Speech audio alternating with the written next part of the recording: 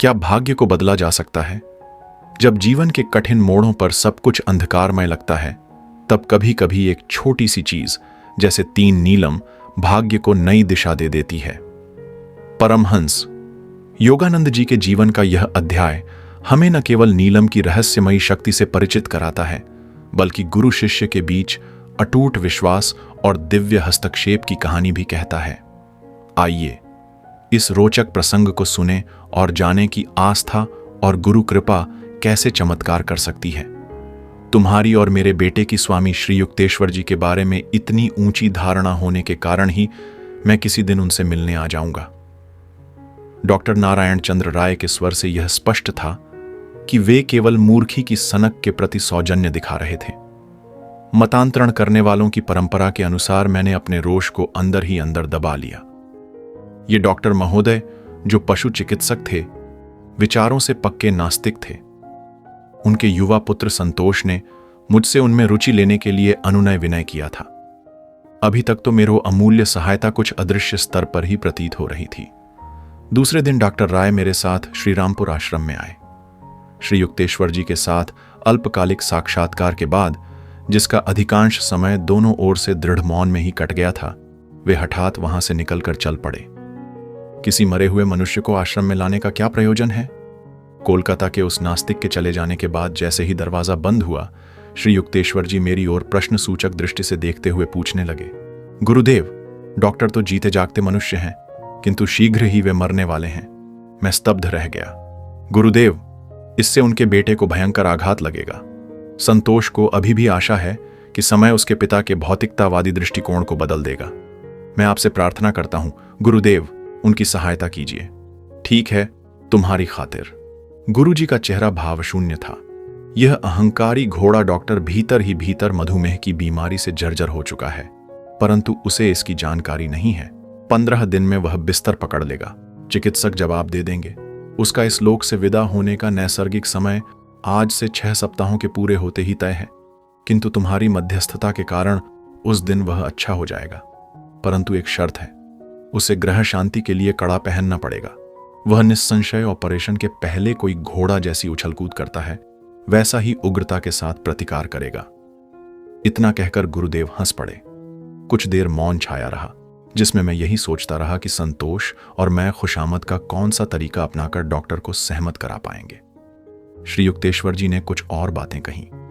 जैसे ही वह अच्छा हो जाएगा, उससे कहो कि वह मांसाहार न करे।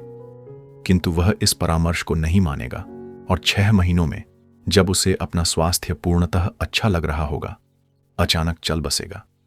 मेरे गुरु ने आगे कहा, जीवन के ये 6 अतिरिक्त महीने उसे केवल तुम्हारी प्रार्थना के कारण दिए जा रहे हैं। दूसरे दिन मैंने संतोष को बताया कि वह जौहरी को कड़ा बनाने के लिए कह दे। 1 सप्ताह में कड़ा बनकर आ गया, परंतु डॉक्टर ने उसे पहनने से इनकार कर दिया। मेरा स्वास्थ्य एकदम ठीक है। तुम लोग इस ज्योतिष की अंधश्रद्धा को मेरे मन में कभी प्रवेश नहीं दिला सकते। डॉक्टर युद्ध के लिए ललकारने की दृष्टि से मेरी ओर देख रहे थे। मुझे कौतुक के साथ स्मरण हो आया कि गुरुदेव ने इस आदमी की अड़ियल घोड़े के साथ योग्य ही तुलना की थी। 7 दिन बीत गए। डॉक्टर अचानक बीमार हो गए और तब नम्रता के साथ कड़ा पहनने के लिए राजी हो गए। 2 सप्ताहों बाद उनका इलाज करने वाले डॉक्टर ने मुझे बताया कि उनके बचने की कोई आशा नहीं है। उन्होंने मधुमेह से उनके शरीर में भीतर ही भीतर हुई विध्वंसकारी क्षति का हृदय विदारक विस्तार सहित वर्णन भी मुझे सुना दिया। मैंने असहमति में सिर हिलाकर कहा, मेरे गुरु ने कहा है कि 1 महीने की रुग्णता के बाद डॉक्टर राय ठीक हो जाएंगे। डॉक्टर अविश्वास से मेरी ओर देखते ही रह गए, परंतु 15 दिन बाद सकुचाते हुए वे मेरे पास आए। डॉक्टर राय पूर्ण स्वस्थ हो गए हैं, वे बोल पड़े। मेरे देखने में यह सबसे विस्मयचकित कर देने वाली घटना है। इससे पहले कभी भी मैंने किसी मरणासन्न व्यक्ति को इस प्रकार अकल्पनीय रूप से स्वस्थ होते नहीं देखा। तुम्हारे गुरु सचमुच रोग मुक्त करने वाली शक्ति से संपन्न कोई सिद्ध पुरुष हैं। डॉक्टर राय से एक भेंट के बाद, जिसमें मैंने मांसाहार वर्जित करने की श्री युक्तेश्वर जी की सलाह दोहरा दी, मैं 6 महीने तक फिर उनसे नहीं मिला। एक दिन शाम को मैं अपने घर के बरामदे में बाहर बैठा हुआ था, तो वे मुझसे बातें करने के लिए थोड़ी देर रुक गए। अपने गुरु से बोल दो कि बार बार मांसाहार करने से ही मैंने अपनी पुरानी शक्ति फिर से पूर्णतः प्राप्त कर ली है। भोजन के बारे में उनकी अवैज्ञानिक कल्पनाओं का मुंह पर कोई असर नहीं पड़ा। यह सच था कि डॉक्टर राय पूर्ण स्वास्थ्य की साक्षात मूर्ति दिखाई पड़ रहे थे। किंतु संतोष दूसरे ही दिन पड़ोस के अपने घर से दौड़ता हुआ मेरे पास आया। आज सुबह पिताजी की मृत्यु हो गई। ये गुरुजी के साथ मेरे अनेक अनुभवों में से यह अनुभव सबसे विलक्षण था। उन्होंने उस विद्रोही पशु चिकित्सक को उसके अविश्वास के बावजूद रोग मुक्त कर दिया और पृथ्वी पर उसके जीवन की नैसर्गिक अवधि 6 महीनों से बढ़ा दी, केवल इस कारण कि मैंने इसकी तीव्र प्रार्थना की थी। भक्त की उत्कृष्ट प्रार्थना को पूर्ण करने में श्री युक्तेश्वर जी अपार दया के सागर थे।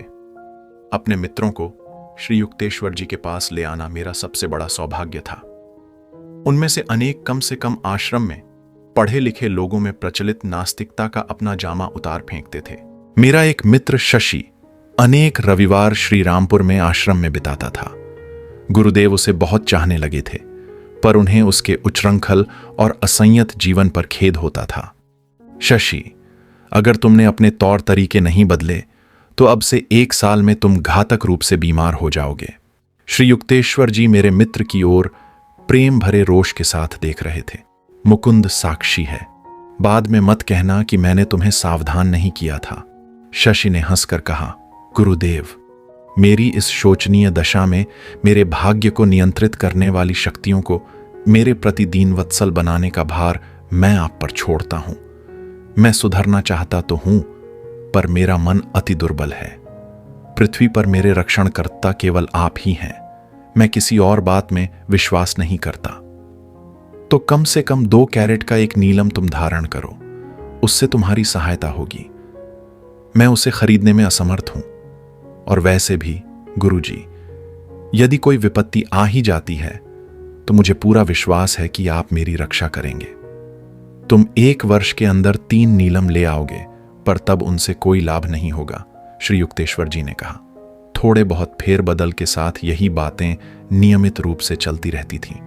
मैं सुधर नहीं सकता, शशि हास्यप्रद निराशा के स्वर में कहता, और आप में मेरा विश्वास मेरे लिए किसी रत्न से अधिक मूल्यवान है गुरुदेव। 1 वर्ष बीत गया। एक दिन मैं कोलकाता में गुरुदेव के एक शिष्य नरेन बाबू के घर में गुरुदेव से मिलने गया, जहां वे ठहरे हुए थे। सुबह 10 बजे जब श्री युक्तेश्वर जी और मैं दूसरी मंजिल के बैठक खाने में बैठे हुए थे, तब मैंने सामने के द्वार के खुलने की आवाज सुनी। गुरुदेव का शरीर एकदम सख्त और सीधा हो गया। उन्होंने गंभीरतापूर्वक कहा, यह वह शशि है। 1 वर्ष पूरा हो गया, उसके दोनों फेफड़े बेकार हो चुके हैं। उसने मेरी बात नहीं मानी। उसे कह दो कि मैं उससे मिलना नहीं चाहता। श्री युक्तेश्वर जी की कठोरता देखकर मैं स्तंभित रह गया और तेजी से सीढ़ियों से नीचे उतरने लगा। शशि सीढ़ियां चढ़ रहा था। ओह मुकुंद, मुझे आशा है कि गुरुदेव यहां हैं। मेरे मन में अचानक यह विचार उठा था कि वे यहां हो सकते हैं। हां, परंतु वे किसी से मिलना नहीं चाहते। शशि अचानक रो पड़ा और मुझे एक तरफ ठेलकर तेजी से सीढ़ियां चढ़ गया। अपने आप को उसने श्री युक्तेश्वर जी के चरणों में झोंक दिया और 3 सुंदर नीलम निकालकर वहां रख दिए। हे सर्वज्ञ गुरुदेव, डॉक्टर लोग कहते हैं कि मुझे फेफड़ों का क्षय रोग हो गया है। वे कहते हैं कि मैं 3 महीनों से अधिक जीवित नहीं रह सकता। आपकी सहायता के लिए मैं आपसे विनम्र प्रार्थना करता हूं। मैं जानता हूं कि आप मुझे रोगमुक्त कर सकते हैं। अपने जीवन की चिंता करने में अब थोड़ी देर नहीं हो गई है। अपने रत्न लेकर यहां से चले जाओ, उनकी उपयोगिता का समय बीत चुका है। और तब गुरुदेव कठोर मौन धारण करके पत्थर की मूर्ति के समान निर्विकार चेहरे से बैठे रहे। बीच बीच में केवल दया की भीख मांगते हुए शशि की सिसकियां सुनाई दे रही थीं। मेरे अंतर्मन में एक ऐसी दृढ़ धारणा जागी कि श्री युक्तेश्वर जी रोगमुक्त करने की दैवी शक्ति में शशि के विश्वास की गहराई की केवल परीक्षा ले रहे हैं। इसलिए 1 घंटे के तनावपूर्ण समय के बीतने के बाद जब श्री युक्तेश्वर जी ने मेरे साष्टांग प्रणत मित्र पर सहानुभूतिपूर्ण दृष्टि डाली तो मुझे कोई आश्चर्य नहीं हुआ। उठो शशि, दूसरे के घर में तुमने कितनी गड़बड़ मचा रखी है। ये नीलम जौहरी को वापस कर दो।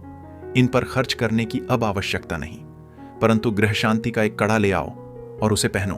घबराओ मत, कुछ ही सप्ताहों में तुम ठीक हो जाओगे।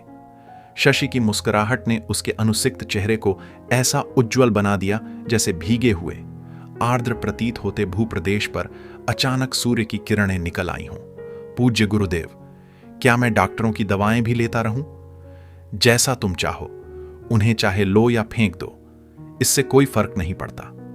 अब तुम्हारा क्षय रोग से मरना उतना ही असंभव है जितना सूर्य और चंद्र का आपस में अपने स्थान बदलना। फिर अचानक श्री युक्तेश्वर जी कह उठे, इससे पहले कि मेरा विचार बदल जाए, अब यहां से चले जाओ। घबराकर उन्हें तुरंत नमस्कार कर शशि शीघ्रता से वहां से चला गया। अगले कुछ सप्ताहों में मैं अनेक बार जाकर उससे मिला और दिन ब दिन उसकी बिगड़ती अवस्था देखकर हैरान रह गया। शशि आज की रात नहीं निकाल सकता। उसके डॉक्टर के इन शब्दों को सुनकर और मेरे मित्र के अस्थिपंजर देह को देखकर मैं शीघ्रातिशीघ्र श्रीरामपुर जा पहुंचा। मेरे अश्रुपूरित वृत्तांत को गुरुदेव निःस्पृह भाव से सुनते रहे। तुम यहां मुझे परेशान करने क्यों आ गए? तुम्हारे सामने ही तो मैंने शशि को स्वास्थ्य लाभ का आश्वासन दिया था। अत्यंत श्रद्धा के साथ उन्हें नमस्कार कर मैं दरवाजे की ओर बढ़ा। श्री युक्तेश्वर जी ने विदाई सूचक एक भी शब्द मुंह से नहीं निकाला, बल्कि गहरे मौन में डूब गए। उनकी पलकें झपकना बंद हो गया, नेत्र अर्कोन्मीलित हो गए, नेत्रों की दृष्टि किसी दूसरे लोक में लग गई। मैं तुरंत लौटकर कोलकाता में शशि के घर गया। विस्फारित नेत्रों से मैं देखता ही रह गया कि मेरा मित्र उठकर बैठा हुआ दूध पी रहा है। ओ मुकुंद, क्या चमत्कार हुआ! 4 घंटे पहले मैंने अपने कमरे में गुरुदेव की उपस्थिति अनुभव की और उसी क्षण मेरे भयंकर रोग के लक्षण गायब हो गए। मुझे लगता है कि उनकी कृपा से मैं पूर्ण स्वस्थ हो गया हूं। कुछ ही सप्ताहों में शशि इतना हृष्टपुष्ट और स्वस्थ हो गया जितना पहले कभी नहीं था। परंतु इस रोग मुक्ति पर उसकी प्रतिक्रिया में कृतज्ञता की झलक आ गई। वह श्री युक्तेश्वर जी के दर्शनों के लिए फिर कभी शायद ही आया हो। एक दिन उसने मुझे बताया कि उसे अपने पूर्व जीवन के ढंग से इतना खेद हो रहा था कि गुरुदेव के सामने जाने में उसे लज्जा आती थी। मैं इसी निष्कर्ष पर पहुंचा कि शशि की बीमारी ने उस पर परस्पर विरोधी परिणाम किया था। एक ओर उसकी इच्छा शक्ति को दृढ़ कर दिया था, तो दूसरी ओर उसके आचार विचार को खराब कर दिया था। स्कॉटिश चर्च कॉलेज में मेरी पढ़ाई के पहले 2 वर्ष समाप्त होने को आ रहे थे। कक्षा में मेरी उपस्थिति अत्यंत कम रही थी। मैंने जो कुछ थोड़ी सी पढ़ाई की थी वह भी केवल अपने परिवार के लोगों को शांत रखने के लिए की थी। मेरे 2 गृह शिक्षक नियमित रूप से मेरे घर आया करते। मैं नियमित रूप से अनुपस्थित रहता। अपने छात्र जीवन में कम से कम इस एक बात में अपनी नियमितता मुझे दिखाई पड़ती है। भारत में कॉलेज की 2 वर्ष की सफल पढ़ाई के बाद इंटरमीडिएट आर्ट्स का डिप्लोमा मिलता है। उसके बाद और 2 वर्ष की पढ़ाई करने के बाद विद्यार्थी अपनी BOA की डिग्री की आशा कर सकता है। इंटरमीडिएट आर्ट्स की वार्षिक परीक्षा भयंकर संकट बनकर सामने खड़ी थी। मैं पूरी भाग गया, जहां मेरे गुरुदेव कुछ सप्ताह रहने के लिए गए थे। मन में यह धुंधली सी आशा लिए हुए कि वे कहेंगे मुझे परीक्षा देने की आवश्यकता नहीं, मैंने उन्हें परीक्षा के लिए अपने तैयार न होने की बात बताई। श्री युक्तेश्वर जी सांत्वनादायक ढंग से मुस्कुराए। तुमने पूर्ण मन लगाकर अपने आध्यात्मिक कर्तव्यों का पालन किया है, अतः कॉलेज के कार्य की उपेक्षा स्वाभाविक ही थी। अब इस अगले सप्ताह भर कठोर परिश्रम के साथ पढ़ाई करो, तुम्हें इस परीक्षा में सफलता मिल जाएगी। बीच बीच में मन में उठने वाले तर्क संगत संदेशों को दृढ़ता के साथ दबा देता हुआ मैं कोलकाता लौट आया।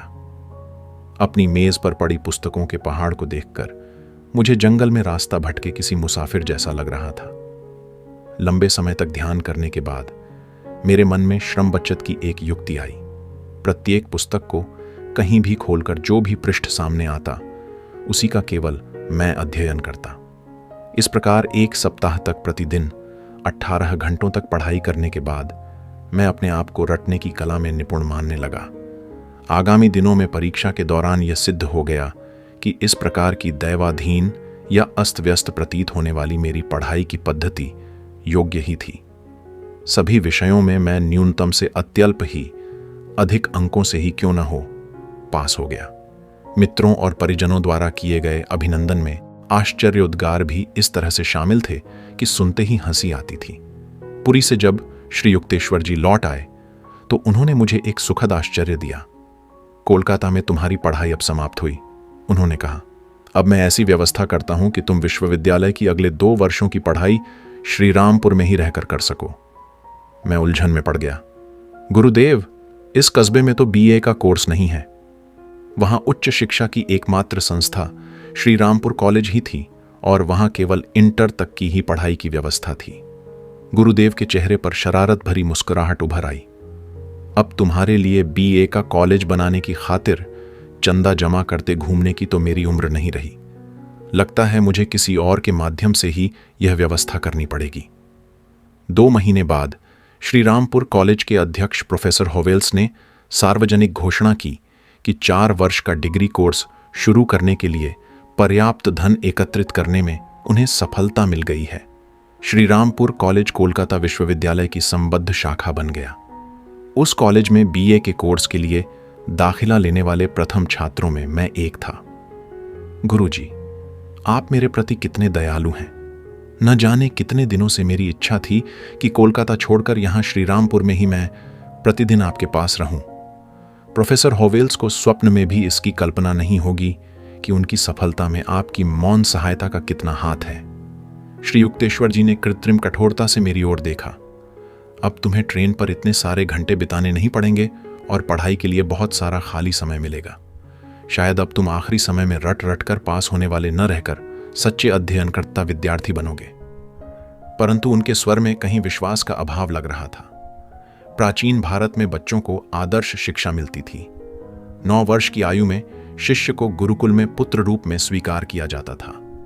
Indian culture through the ages, प्रथम खंड, लॉन्गमन्स, ग्रीन एंड कंपनी नामक पुस्तक में प्रोफेसर एस वही वेंकटेश्वर लिखते हैं, आधुनिक बालक वर्ष में अपने समय का केवल अष्टमांश भाग ही विद्यालय में व्यतीत करता है। भारतीय बालक सारा समय वहीं रहता था। उस समय एकता और उत्तरदायित्व की स्वस्थ भावना रहती थी और आत्मनिर्भरता एवं व्यक्तिगत विशिष्टता को प्रयोग में लाने का पर्याप्त अवसर था। उस समय उच्च स्तर के संस्कार होते थे। शिष्यों द्वारा स्वेच्छागृहीत अनुशासन का पालन किया जाता था तथा कर्तव्य, निःस्वार्थ कर्म एवं त्याग के प्रति दृढ़ निष्ठा थी और आत्मसम्मान एवं दूसरों के भी सम्मान को भावना थी। शिक्षा की गरिमा का एक उच्च स्तर था। मानव जीवन की महिमा एवं उसके महान उद्देश्य का बोध था। जीवन में कभी कभी साधारण सी चीजें जैसे 3 नीलम असाधारण बदलाव ले आती हैं, लेकिन असली शक्ति किसी पत्थर में नहीं बल्कि हमारे विश्वास और गुरु कृपा में होती है। आशा है इस अध्याय ने आपको गुरु शिष्य के उस दिव्य संबंध की झलक दी होगी जहां श्रद्धा और प्रेम से असंभव भी संभव हो जाता है। अगले अध्याय में फिर मिलते हैं एक और प्रेरक अनुभव के साथ।